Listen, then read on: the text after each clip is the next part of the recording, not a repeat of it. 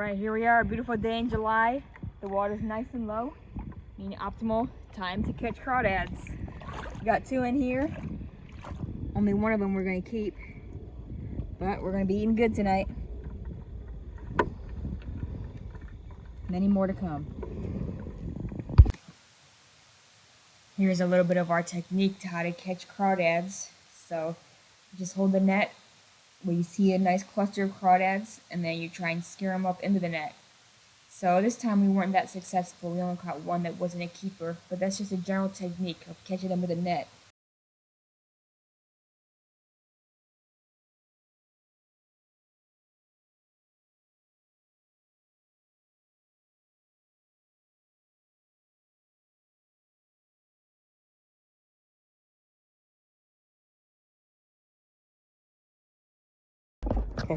Alright, here's a nice big one here. I'm going to try and get it by putting my hand under the water first.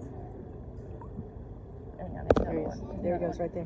No, there's another one here. So this one's like halfway under a rock. So if I just reach under the rock,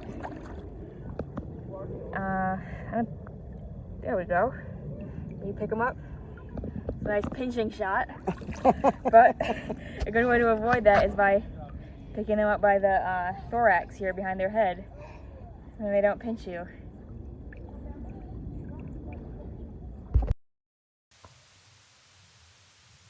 Here you can see a crawdad that's eating another crawdad. So crawdads are scavengers. They pretty much eat whatever they can find. So there's an example of one thing that they eat.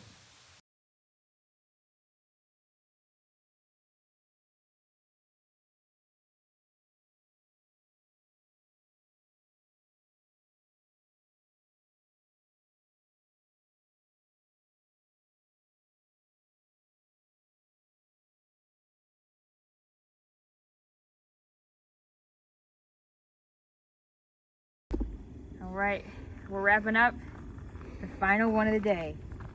The final lucky winner. See if Brady wants to say hi. Can I say hi? Yeah. I'll go next to his clippers though. She's not that interested. Okay. And here is today's spoils. Look at that. Oh yeah. We're eating good tonight. Not exactly red lobster, but red lobster isn't hand caught. So there you go. Tonight's dinner. What do you think, Bailey? She doesn't like crawdads.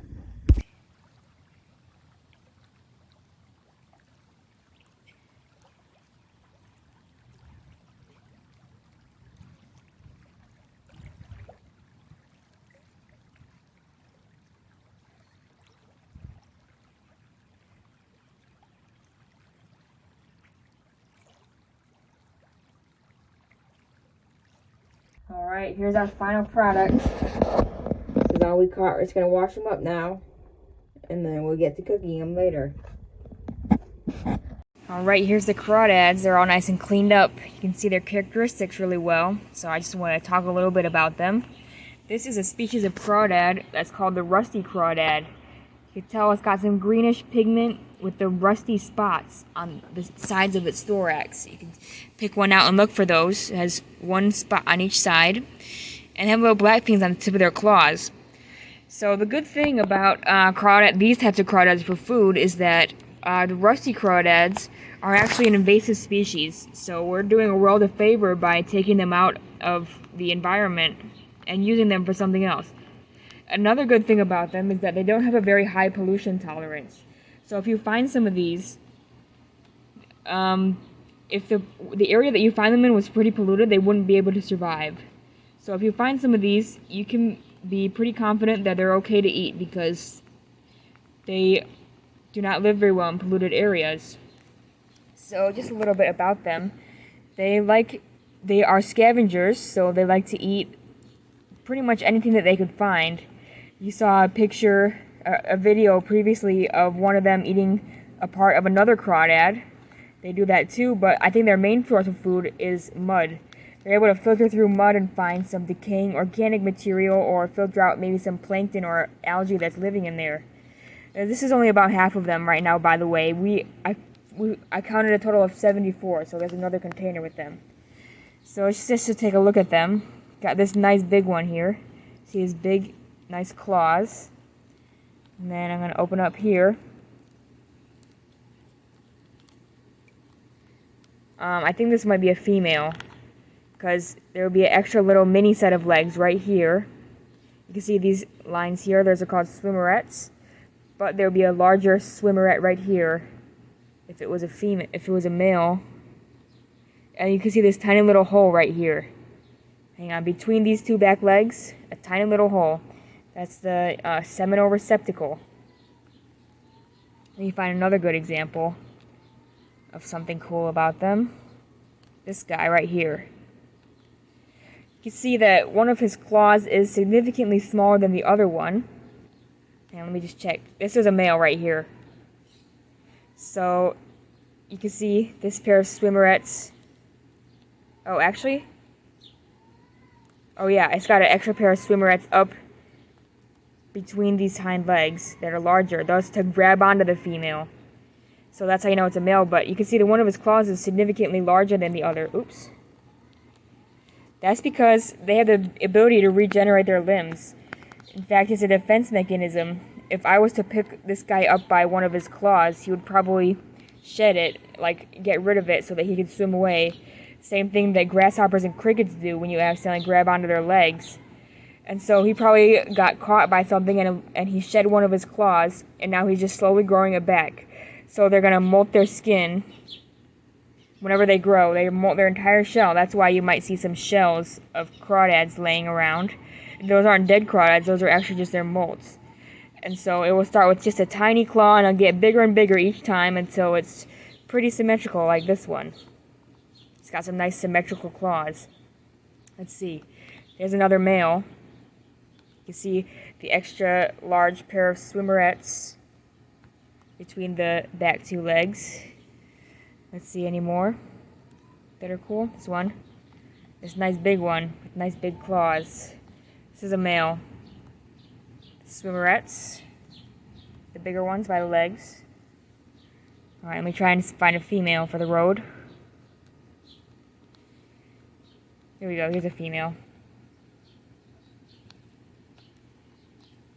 You see there's not that pair of swimmerets and a tiny little hole between those last two legs. So yeah, they have 10 pairs of legs, 1 pair of pinchers, and then these front 2 legs. I'm not exactly sure what they're for. But yeah, they breathe water. They're crustaceans, like mini little lobsters. Is this guy alive? I think so. Hope so. So yeah, we're gonna cook them up soon. Doing the world a favor by helping control invasive species. You can see they have this tail here. They use it to flip back and forth, and they swim in a backwards direction. So definitely notice that if you're trying to catch them. Yeah, I put them in the fridge so they're just slowing down, so they're not dead. The ones that are slow. So I'll put them in the fridge to keep them fresh, and we'll cook them soon. Alright, you can see I already put my crawdads in here. I didn't show that part on camera for obvious reasons, but once they boil, they're going to turn red. And then I think when they're done, they're going to start floating like these two. So I literally just put them in, and they're already turning red. So they cook pretty fast. Once you have this is how you get the edible part. You grab it like the thorax and the abdomen, and then you just twist.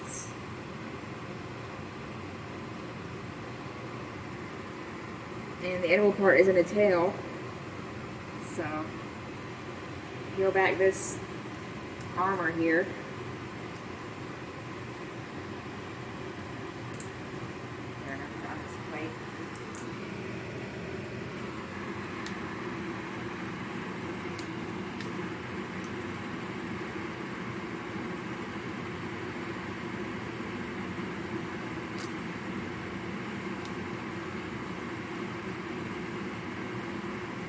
here, you have the mud vein. So you grab the mud vein and you pull it out.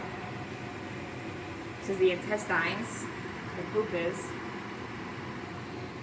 You rinse that off. There you go. All of that work for this. That's how you make crawdads, start to finish. So once you got your tails and your shells, you also have a very nice finger puppet. This one's a better one. There you go. That's how you make crawdads. And here's the final dish. Hope you enjoyed.